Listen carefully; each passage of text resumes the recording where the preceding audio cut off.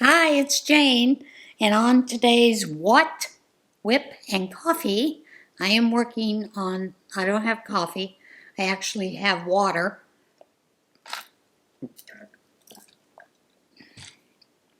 But I am working on the Tunisian crochet item, the baby blanket that I was doing in the baby yarns, which I do have to add quite a bit to it, as you can see, because it's not very big.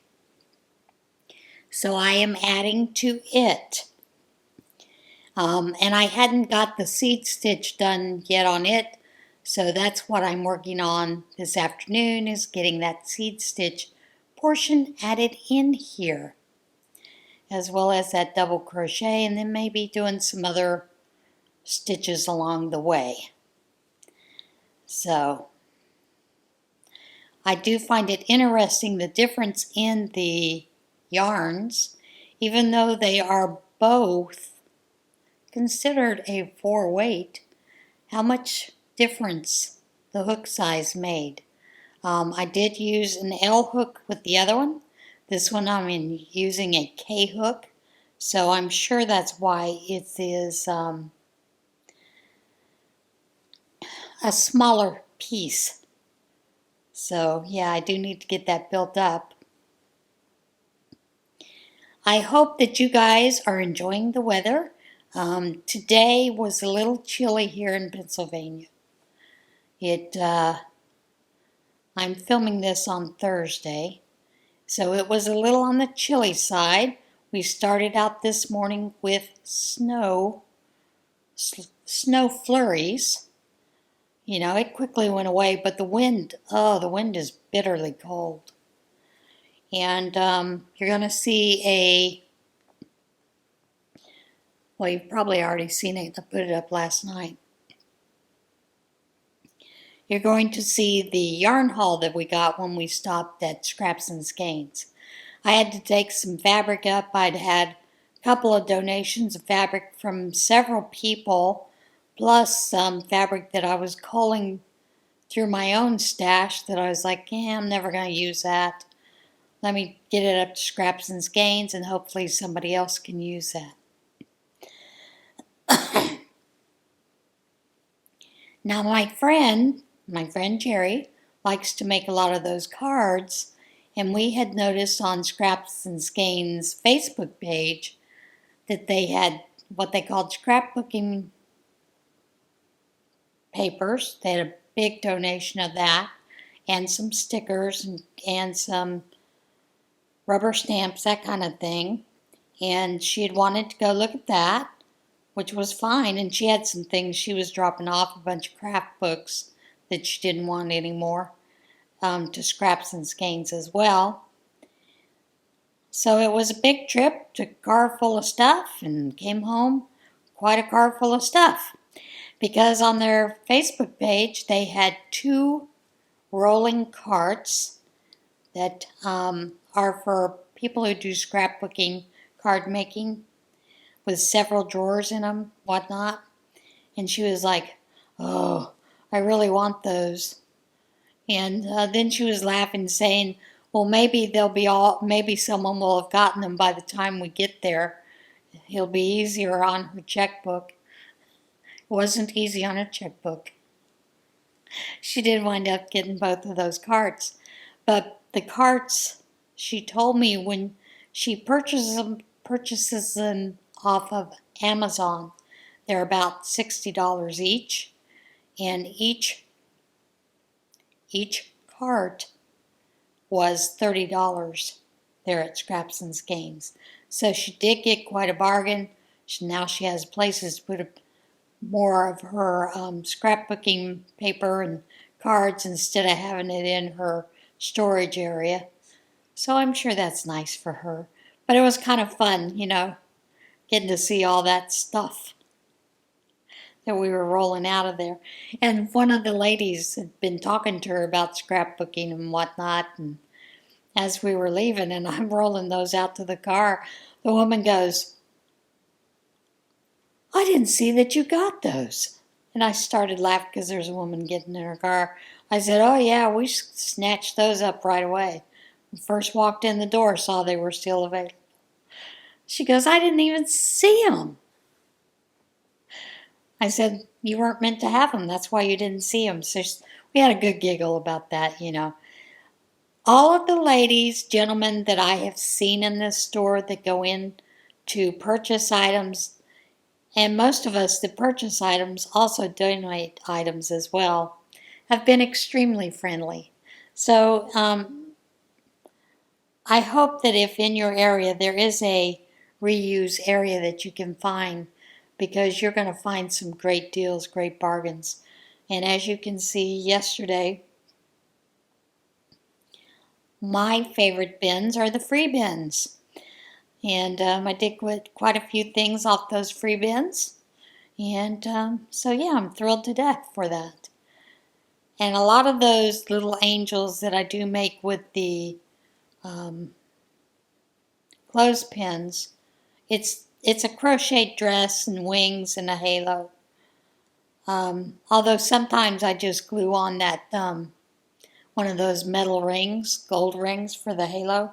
Sometimes I don't even put a halo on them. But those generally will go for Operation Christmas Child. That is a great little thing to include for that. So yeah, had a great afternoon yesterday. We had lunch, enjoyed our time out together. So yeah. And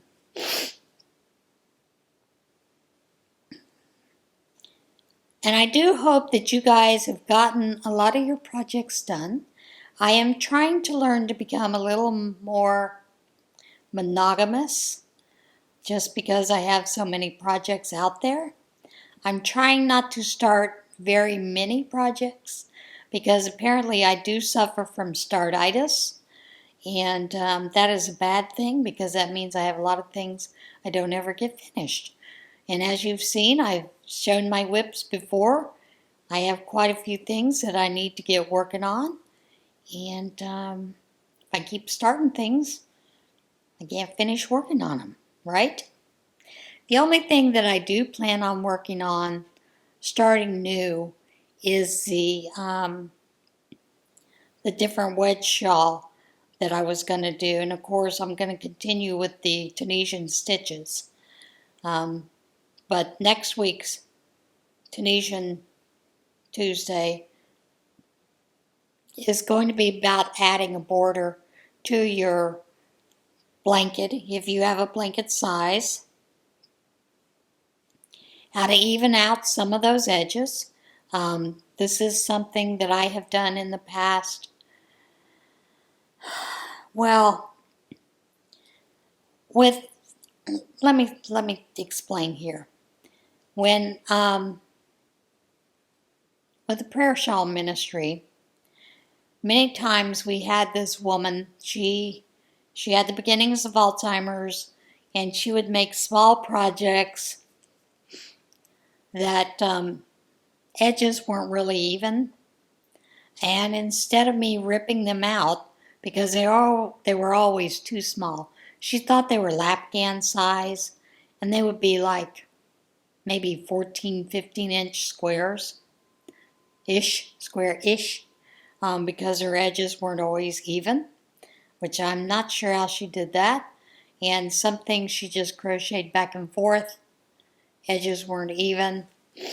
And I thought, I'm not going to rip these out. I'm going to add around it.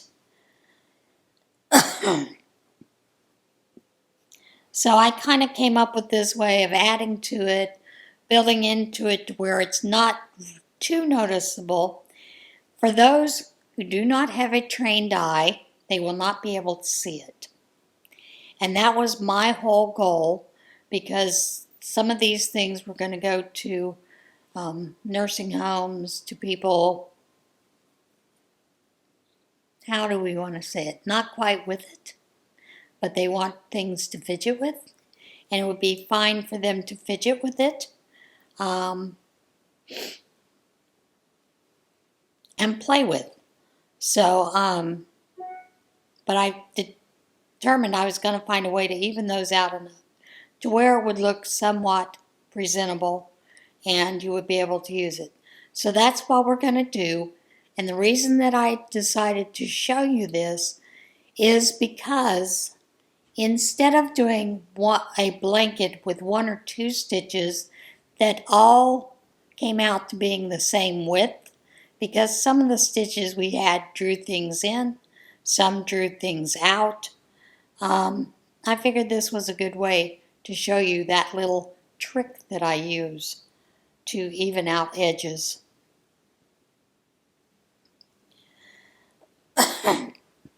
Because sometimes you don't want to take away from what someone else did, but you just want to add enough to it to where it's a little more presentable and looks a little bit better. That has always been my goal when I'm doing those kind of things when working with someone else's project with prayer shawl ministry. It hasn't always worked out that way. Sometimes I've had to throw things out. Sometimes I've had to rip them apart completely, going back to the very beginning. And that's okay. You know, sometimes that happens. But like I said, I just wanted to be able to show you guys a different method to even up some edges. Because sometimes even as we're going along, we've got finished with the whole project and all of a sudden we lay it down and we're like, why does it go in a little bit right there? What did I do wrong? How did I miss stitches? Did I miss stitches? What's going on there? So yeah, that's a way to fix it.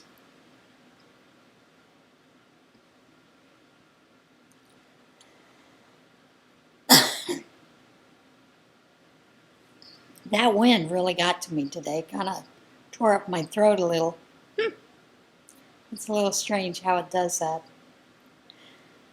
The cats are doing fine. The biggest thing that I have that I've seen is they've gotten very used to a set bedtime, or when they want to go to bed. In other words, they want me to go to bed. And they have that little routine where they come and they call me and they're like, what are you doing? Let's go to bed. It's time to go to bed. So generally I go into the bedroom. I do read a little bit, you know, and of course pet and love on them because that's mostly what they want. Then is they both want their bellies rubbed and their heads rubbed and their ears rubbed and under their chin. So they both get a lot of loving then. And I get a little bit of reading when they lay down and go to sleep. And they do like to sleep in that bed. Boy, do they. And here's the funny thing. They could go in there anytime they want. I mean, I don't keep them off the bed. Let them get up on the bed anytime they want. But they don't want to go alone. I find that rather curious about animals. And they will go to sleep in other places around the house. And they've gotten rambunctious with some of their play. And of course, you know, during some of the Bible readings, you can see me kind of laughing because they're cutting up and playing like crazy. And it gets me to kind of giggling. I try to ignore it, but sometimes it's hard to ignore. So yeah, you'll see me sometimes during those Bible readings crack up a little bit with them for that.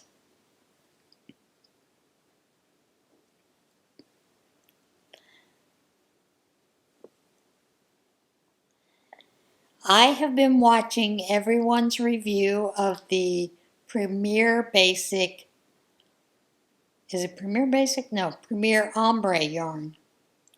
And there is a part of me that wants to go and order some, but then there's also the part of me that says, Jane, you have way too much yarn as it is. Chill out and just wait, you know. And plus, I'm not so sure about some of the colors. I know Glenda from Creative Grandma is going to show some of the blankets that she has, baby blankets, and some of the things she has done with them.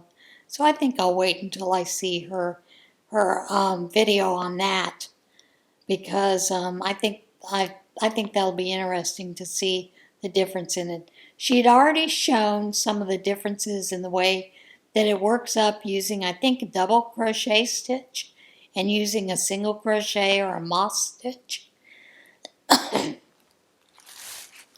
And I think I'm kind of like her. I think that the single crochet and the moss stitch probably are a better stitch than double crochet with ombre yarns.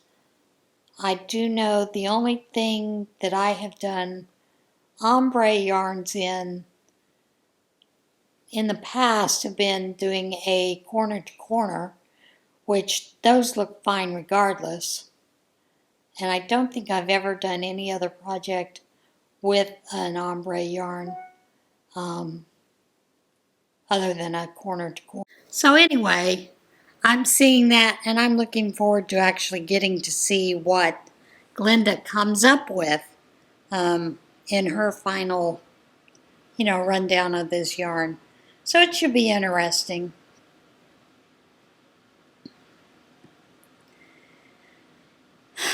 Have you guys heard about the thing that Wendy's was planning on doing with their menu? Where they would have, I guess, fluctuating prices? Like when it was during a rush, the prices would be higher than the rest of the day when there's no big rush. I mean, I heard something on the news coming home that somehow that they were trying to walk that back. They were trying to explain it, to what they were really going to be doing. I don't know if they did or not, but am I the only one that thinks that's a really bad idea? I mean, wouldn't that just mean that people would wait until it looks dead to go buy their stuff? I mean, I know I would. I wouldn't go in and when it's really rushed and pay a higher price. I mean, that doesn't even make sense to me. But I mean, it's gotten so bad almost that you can't even afford to eat out at a fast food restaurant without spending $25. And that's ridiculous for a fast food restaurant. Really, it is. And some of that is inflation, and some of it they're still blaming on COVID, with this nonsense about we can't get any workers. Well, I don't see you actually hiring anybody either. So I'm not sure if they can continue to blame COVID or not. Although I keep hearing there's people still getting money each month from the COVID lockdown, but I don't know how they are. But what do I know, right? Anyway, I was just curious if you guys had heard about that and what you think about it. Hopefully it's not what I think it is, where it's going to be basically price gouging. But I guess we'll have to wait for their explanation to understand, right?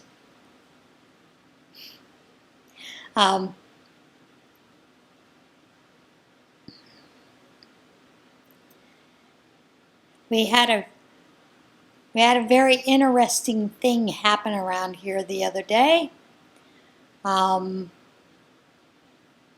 only with the rain and whatnot, but the deer, for some reason, are now walking up to my front door, and I have had them a couple of times. I hear them out there, and I can't figure out what they're doing. I'll open up the window to look out, and there will be a deer there standing at the door like they're waiting for me to let them in. I don't know what's going on with these deer these days. But yeah, that's been rather interesting to see that a couple of times. And of course, you know, when we had those snows, they walked right up to the front door. And I did tease that they need to learn how to shovel the walk while they're out there. But yeah, I've had some weird things happen like that, you know. Don't know what exactly it is, what's going on, what they got in their head. I had someone try to tell me that the deer, that was rutting. I said, no, it's not rutting season, and that's not normally what they do during rutting anyway around here. So, who knows? Maybe one of these days I'll figure out what that deer is doing when he's standing there at my door, looking in like he's trying to get in. I don't know, maybe he's wanting me to leave him a snack. But then again, if you leave them the snack, you can get charged with baiting, so I won't be leaving them a deer snack. Although I have taken, when I have too many apples and can't finish the apples, lots of times I'll cut them up, put them out there on that retaining wall, so that, you know, the deer or the groundhog, weasel, whatever it is, they come through and they want to eat it, they can chomp on it. I'm not going to fight with them about it. It's not worth it. You know, they're going to hang out where they want to hang out anyway. And I do have woods around me, so I should expect critters, right? I just hope I don't have any of those stinky critters. Which it's okay, because when we lived in town, in the apartments, we had skunks all the time around there. The only thing you want to make sure of is that you're pretty far away when they start stomping their feet. Skunks will stomp their feet to let you know they're going to spray just before they spray. So, yeah.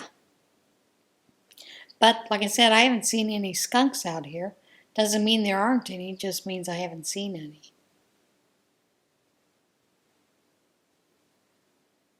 Do you guys have wild animals around you besides, you know, the normal squirrels, birds, and things? I do know that I have had a couple of squirrels. A couple of those trees that went down during one of the storms. There was a squirrel family that lived in it. They still live in it, though it's down on the ground. It's just easier for them to get in and out of it. You know? Okay.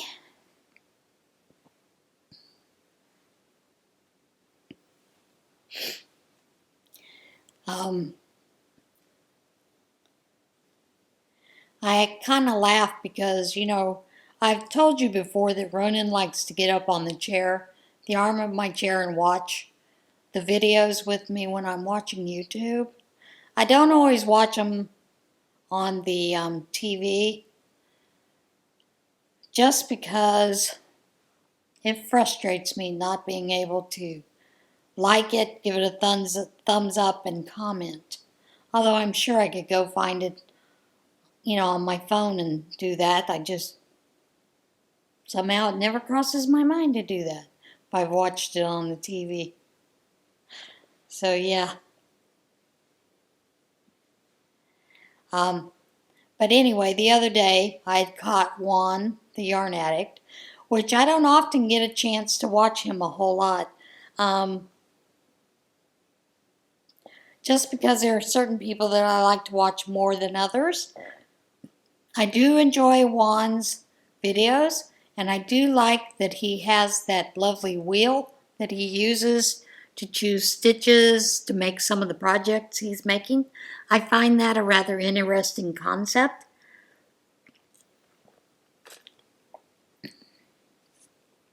It almost sounds like it's kind of like luck of the draw, you know, so to me, I find that interesting. I do find it a unique way to create projects. So I do enjoy watching him when he does do that. I don't always have time to watch tutorials.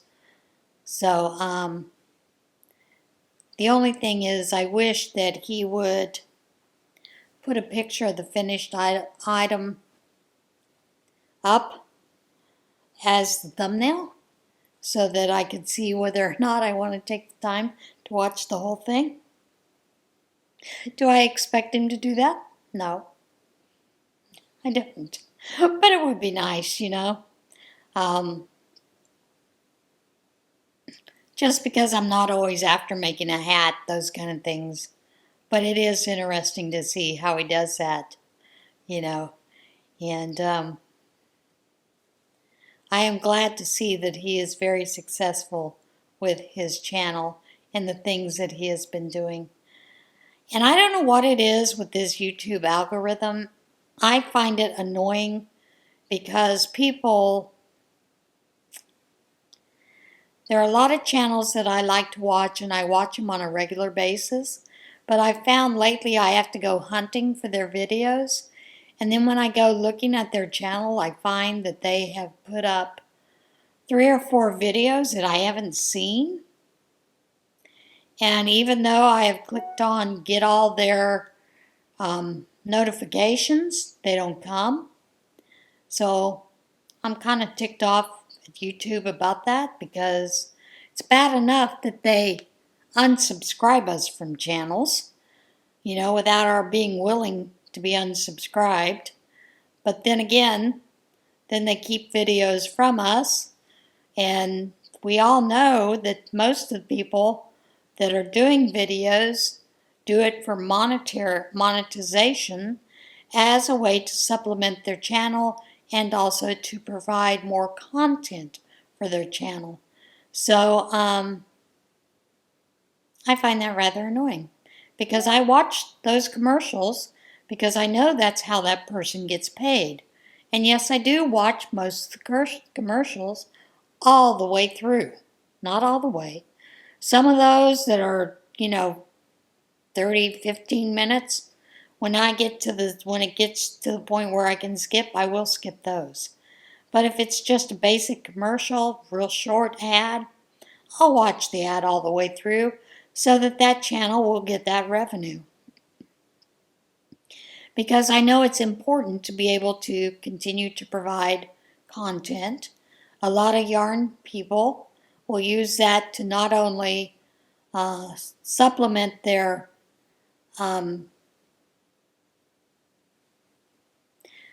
video techniques, whether they may use it to pay for StreamYard or to pay for Zoom so that they can provide Zoom meetings for you, or even to buy yarn to show you more yarn projects.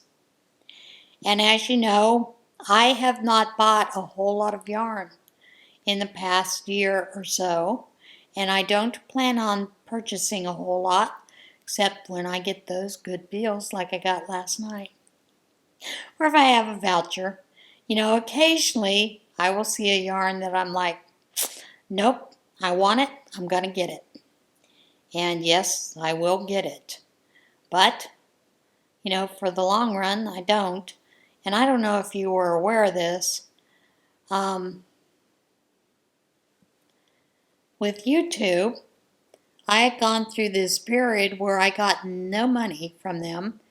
When I had contacted them to ask them what was going on, because I should have had 2 checks in that pay period, in that period time, what was going on and why they hadn't issued a check, you know, or deposited into an account when I clearly had made that money. Well, that was fine. They looked at it and they're like, oh yeah, this was our mistake. They did deposit that money, but then they immediately suspended my account. So when I went in to find out why they had suspended the account, they said because there was no activity on the account. Now you guys know that I post at least once to 2 times a week. So there's something going on between Google and Google Ads, and we all know they're making buku money off those ads because YouTube and Google make billions each year. So, yeah, I don't know what's going on with them, but they need to get whatever their system is worked out so that they stop doing that to a lot of people. I do know that I know several people that lost their accounts, lost their YouTube channels because of something that, YouTube perceived had happened that never happened. So, I don't know. You can never figure out what YouTube and Google are doing between the two of them. But,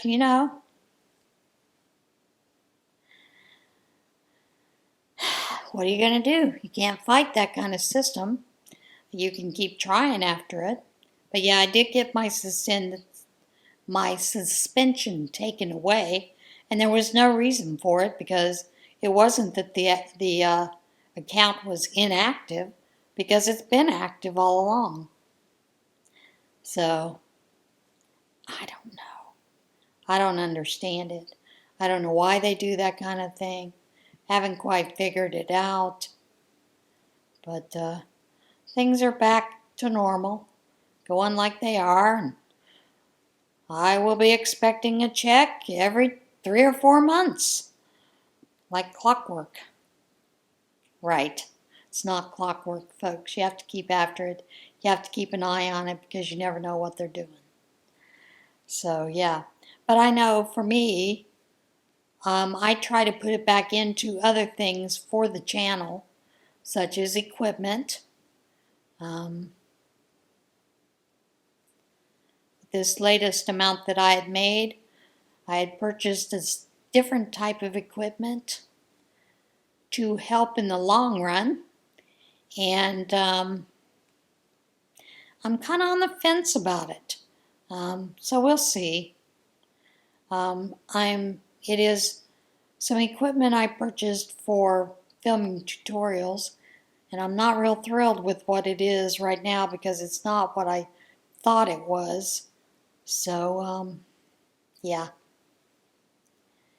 We'll see. Maybe it's just user error and I need to learn how to use it better. So I'm working on that as well.